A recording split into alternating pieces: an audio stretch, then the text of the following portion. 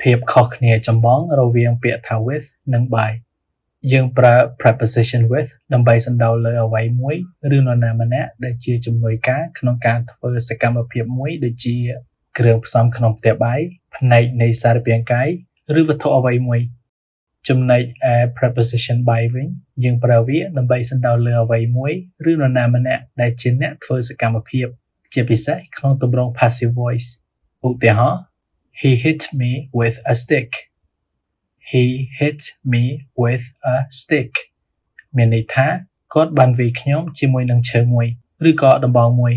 យើងប្រើពាក្យ with ត្រង់នេះដោយសារតែពាក្យថា stick ជាវត្ថុជំនួយដែលគាត់បានប្រើដើម្បីវាយខ្ញុំដូច្នេះយើងមិនអាចប្រើពាក្យ by បានទេព្រោះអីវត្ថុនេះមិនបានវាយខ្ញុំដោយខ្លួនវាទេគឺគាត់ទេដែលបានវាយខ្ញុំឧទាហរណ៍មួយទៀត I was bitten by a dog I was bitten by a dog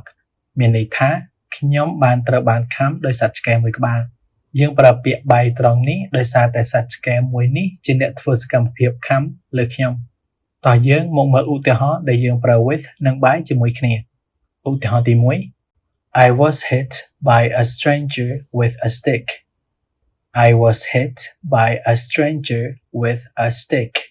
មានន័យថាខ្ញុំបានត្រូវបានវាយដោយមនុស្សដែលខ្ញុំមិនស្គាល់ម្នាក់ជាមួយនឹងដំបង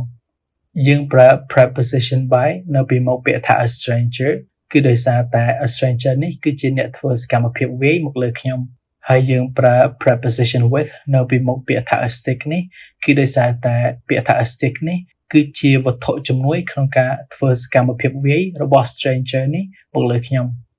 ឧទាហរណ៍ទី2 I was bitten by a dog with sharp teeth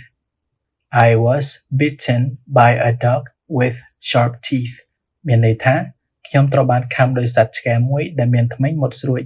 ដូចគ្នានឹងប្រយោគទី1ដែរយើងប្រើពាក្យ by នៅពីមុខពាក្យ a dog ហ្នឹងគឺដោយសារតែ a dog ហ្នឹងគឺជាអ្នកធ្វើសកម្មភាពខាំមកលើខ្ញុំហើយយើងប្រើ preposition with នៅពីមុខពាក្យថា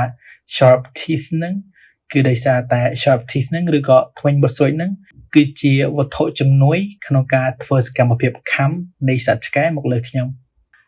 ដើម្បីដឹងថាអ្នកទាំងអស់គ្នាបានយល់នៅអ្វីដែលខ្ញុំទើបតែបានបញ្យល់ឲ្យបាញ់មិញសូមអ្នកទាំងអស់គ្នាសាកធ្វើនៅលំហាត់ទាំង5នៅខាងក្រោមហើយ comment ចម្លើយអ្នកទាំងអស់គ្នានៅខាងក្រោមហើយខ្ញុំនឹងចូលទៅកែចម្លើយទាំងនោះ